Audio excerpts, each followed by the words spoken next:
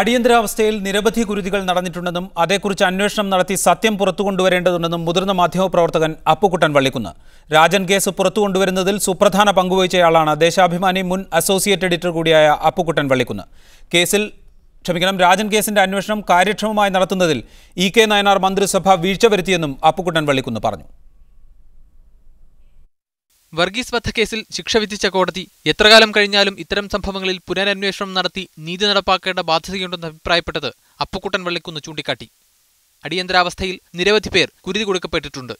അടിയന്തരാവസ്ഥയിൽ അതുപോലെ ഒരുപാട് മനുഷ്യരുടെ കുരുതി ഇവിടെ നടന്നിട്ടുണ്ട്. അതിൻ്റെതൊക്കെ ആയിട്ടുള്ള പൂർണ്ണമായ വിവരങ്ങൾ യഥാർത്ഥത്തിൽ നമ്മുടെ ചരിത്രത്തിൻ്റെ ഭാഗമായി കൃത്യമായി പുറത്തു വരേണ്ടതുണ്ട്. അതിൽ രാജൻ സംഭവത്തിൽ തന്നെ ഒരുപാട് കാര്യങ്ങൾ പുറത്തു വരേണ്ടതുണ്ട്.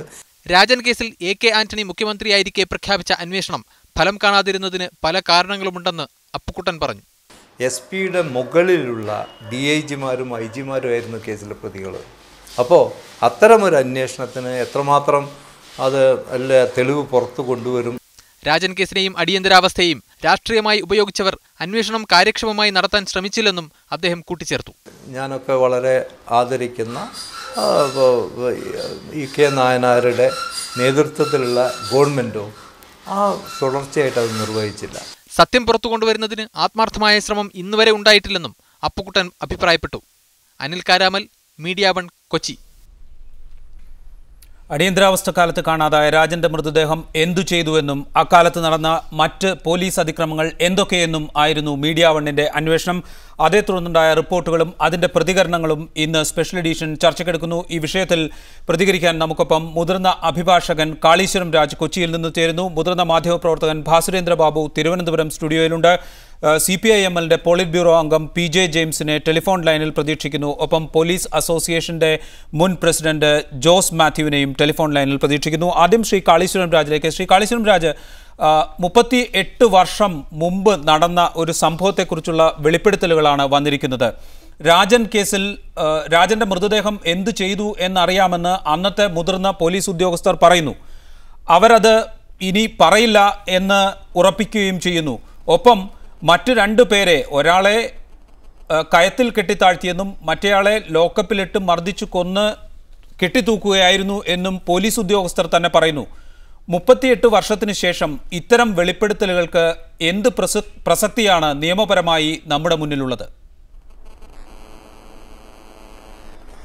വാസ്തവത്തിൽ ഈ രാജൻ കേസിന്റെ പശ്ചാത്തലവുമായി ബന്ധപ്പെട്ടിട്ടുള്ള പുനരന്വേഷണം സംബന്ധിച്ച് കുറച്ച് വർഷങ്ങൾക്ക് മുമ്പ് സമാന രീതിയിലുള്ള ആവശ്യങ്ങൾ ഉന്നയിക്കപ്പെട്ടു. അന്ന് താങ്കളുടെ ചാനൽ ഇന്ന് പുറത്ത് കൊണ്ടുവന്നത്രയും പ്രകടമായിട്ടുള്ള തെളിവുകളോ വെളിപ്പെടുത്തലുകളോ മറ്റ് സാഹചര്യങ്ങളോ ആ വാദത്തിന് പിന്തുണയായി ഉണ്ടായിരുന്നില്ല.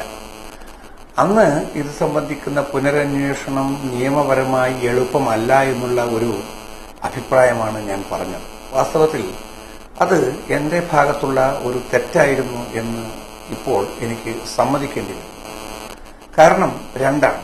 ഒന്ന്, അതിനുശേഷം ഉണ്ടായിട്ടുള്ള പല കോടതി വിധികളിലും വർഗീസ് കേസുമായി ബന്ധപ്പെട്ട വിധിയെ എങ്ങനെ നമ്മുടെ ഹൈക്കോടതി അടക്കം പ്രയോഗിച്ചു എന്നുള്ളതാണ് അതിനുള്ള ഒരു കാരണം. രണ്ടാമത്തെ കാരണം ഞാൻ ആദ്യം സൂചിപ്പിച്ചതുപോലെ വർഷങ്ങൾക്ക് മുമ്പുണ്ടായിരുന്ന പുനരന്വേഷണ വാദത്തിന് പിൻബലമായി ഉണ്ടായിരുന്നതിനേക്കാൾ എത്രയോ പ്രകടമായ, എത്രയോ വ്യക്തമായ മൊഴികളും തെളിവുകളും സാഹചര്യങ്ങളും ഇപ്പോൾ പുറത്തു വന്നിരിക്കുന്നു. ഈ 2 കാരണത്തിന്റെ അടിസ്ഥാനത്തിൽ താങ്കൾ ചോദ്യത്തിൽ ഉന്നയിച്ചിട്ടുള്ള സാധ്യത വളരെ കൂടുതലാണ്, ഇല്ലെങ്കിൽ കൂടുതലായിരിക്കണം എന്ന് തന്നെ അഭിപ്രായപ്പെടുവാൻ ഞാൻ ധൈര്യപ്പെടുന്നു. കാരണം വർഗീസ് കേസിൽ അന്ന് സുപ്രീം കോടതിയുടെ മറ്റൊരു വിധി, 80കളിലെ മറ്റൊരു സുപ്രീം കോടതി വിധിയെ കൂടി ആധാരമാക്കിയാണ് ജസ്റ്റിസ് രാജൻ വിധി പറഞ്ഞത്.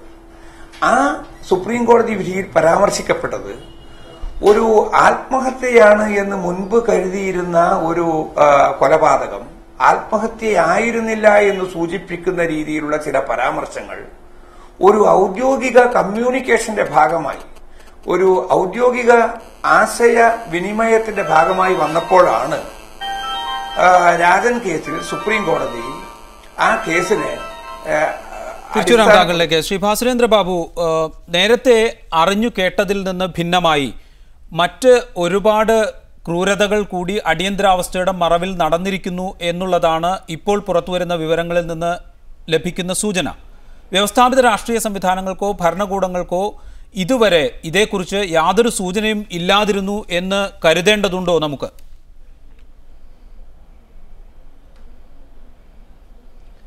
അതേ സംബന്ധിച്ച് പറയുകയാണെങ്കിൽ അടിയന്തരാവസ്ഥ കാലഘട്ടത്തിൽ 4.5 വർഷം തടവിൽ കഴിഞ്ഞ ഒരാളാണ് ഞാൻ. അങ്ങനെ തടവിൽ കഴിയുന്ന കാലഘട്ടങ്ങളിൽ ഞങ്ങളെ കേസിനെ കൊണ്ടുപോകുമ്പം രാജൻ്റെയും വിജയൻ്റെയും അങ്ങാടിപ്പുറം ബാലകൃഷ്ണൻ്റെയും പോലീസ് കസ്റ്റഡി മരണം ഞങ്ങൾ മുദ്രാവാക്യങ്ങളിലൂടെ കോടതികളെ പ്രകമ്പനം കൊള്ളിച്ചുകൊണ്ട്, ഞങ്ങൾ അന്ന് തെരഞ്ഞെടുപ്പ് ഈ കോടതികളെ ബഹിഷ്കരിക്കുന്ന തടവുകാരാണ്, പ്രകമ്പനം കൊള്ളിച്ചുകൊണ്ട് ഞങ്ങൾ വിളിക്കുകയും അതുവഴി അന്ന് പത്രങ്ങളുടെയൊക്കെ നാവ് കെട്ടിയിരുന്നു. അതുവഴി ആദ്യമായി ഒരുപക്ഷെ മാലോകര് ഇങ്ങനെ 3 ആളുകൾ കൊല ചെയ്യപ്പെട്ടിട്ടുണ്ട് എന്നറിയുന്നത് ഞങ്ങളുടെ മുദ്രാവാക്യം വിളികളിലൂടെയായിരുന്നു. അതായിരുന്നു അന്നത്തെ ഒരു മാധ്യമ പ്രവർത്തനം. പക്ഷേ അടിയന്തരാവസ്ഥ കാലഘട്ടത്തെക്കുറിച്ച് അപ്പുക്കുട്ടൻ വള്ളിക്കുന്ന് പറയുന്നത് ഞാൻ കേട്ടു. അദ്ദേഹത്തിൻ്റെ കാഴ്ചപ്പാടനുസരിച്ചാണെങ്കിൽ അടിയന്തരാവസ്ഥയൊക്കെ കഴിഞ്ഞ് പശു ചേർത്ത് മോരിലെ പുളിയും പോയതിന് ശേഷമാണ് കേരളത്തിലെ പത്രക്കാർ അത് അന്വേഷിച്ച് പിടിച്ച് എഴുതാൻ തുടങ്ങിയത്. അങ്ങനെ തടവറയിലെ കാര്യങ്ങൾ, അതിൻ്റെ കോൺസെൻട്രേഷൻ ക്യാമ്പുകളിലെ കാര്യങ്ങൾ അപ്പുക്കുട്ടൻ വള്ളിക്കുന്ന് ഒരു CPM പ്രവർത്തകൻ എന്ന നിലയ്ക്ക് എഴുതിയിട്ടുണ്ട്. അതാണ്. അതിനപ്പുറം അദ്ദേഹം അടിയന്തരാവസ്ഥയുമായി ബന്ധിപ്പിച്ച് ഒന്നും ചെയ്ത ഒരാളല്ല. എങ്കിൽ പോലും ഇപ്പോൾ കാളീശ്വരൻ രാജു പറഞ്ഞത് മാതിരിയും അതുപോലെ തന്നെ അപ്പുക്കുട്ടൻ വള്ളിക്കുന്ന് പറയുന്നത് മാതിരിയും 38 വർഷങ്ങൾക്ക് മുമ്പ് നടന്ന ആ സംഭവങ്ങൾ ഇന്ന് ചരിത്രത്തിൻ്റെ ഭാഗമായി തീർന്നിരിക്കുന്നു. ഏതായാലും എനിക്ക് വളരെ യൂണിക്കായി തോന്നുന്ന ഒരു കാര്യം, അതിനു മുന്നേ 1968 നടന്ന വർഗീസിൻ്റെ രക്തസാക്ഷിത്വവുമായി ബന്ധിപ്പിച്ചുള്ള കാര്യം രാമേന്ദ്രൻ നായർ പുറത്തേക്ക് വിട്ടു എന്നതാണ്. അതേ സംബന്ധിച്ച് ധാരാളം എനിക്ക് പറയാനുണ്ട്, ഞാൻ പറയുന്നില്ല.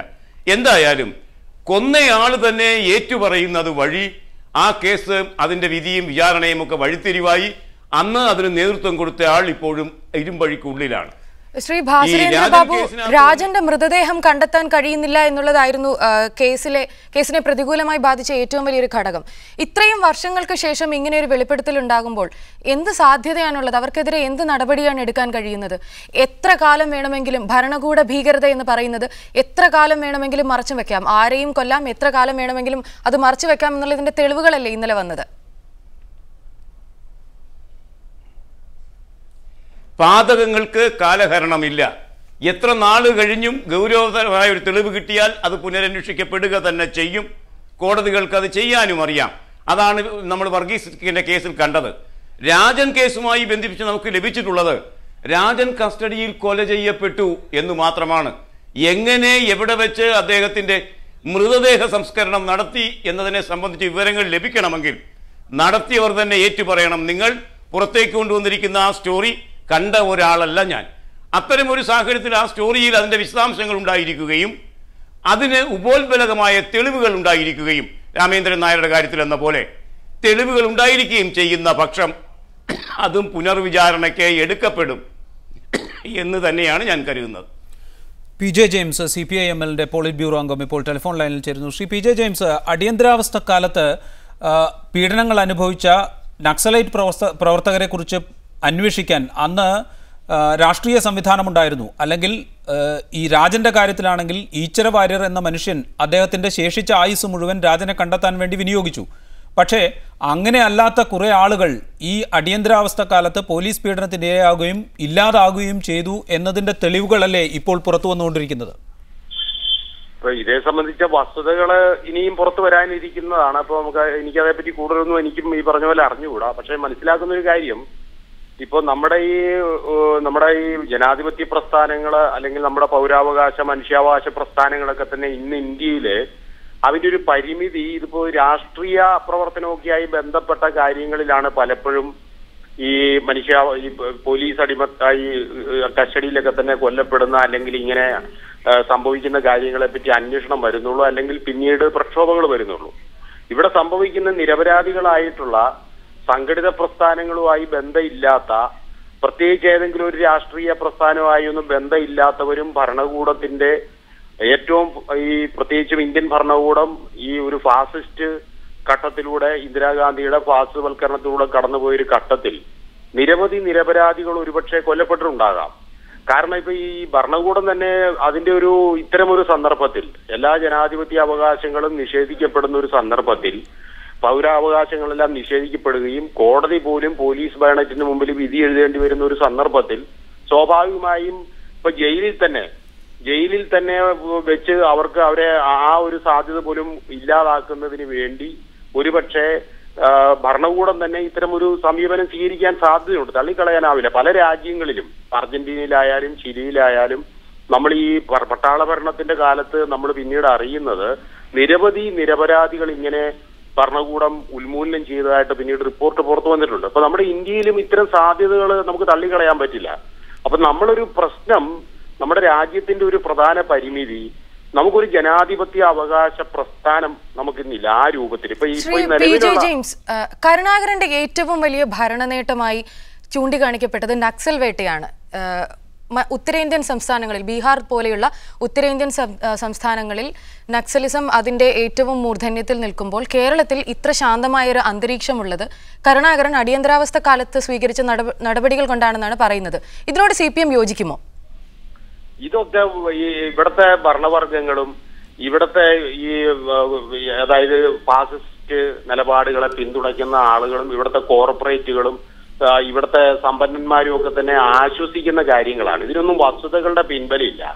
വാസ്തവത്തിൽ കേരളത്തില് ഇവിടെ ഒരു സാഹചര്യം നമുക്കറിയാം. അന്ന് CPIM ഇതിന്റെ മാപ്പുസാക്ഷിയായിരുന്നു. അതായത് അടിയന്തരാവസ്ഥയില് CPIM പൂർണ്ണമായും അതിന്റെ മാപ്പുസാക്ഷിയാകുകയും CPI കോൺഗ്രസിനോടൊപ്പം ഭരിക്കുകയും ചെയ്തൊരു സാഹചര്യമാണ് കേരളത്തിലുള്ളത്.